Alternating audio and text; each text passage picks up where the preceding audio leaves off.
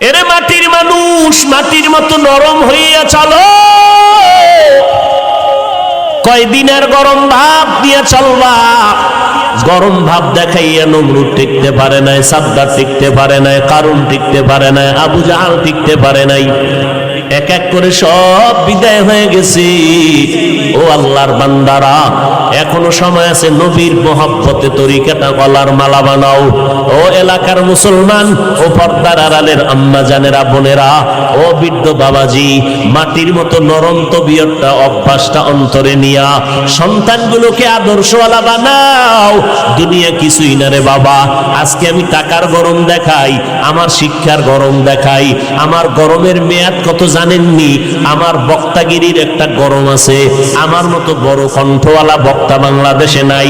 এই যে গরম গরম ভাব দেখাইয়া চলবো, এই গরমের মেয়াদ কত? আজরাইল আসা পর্যন্ত।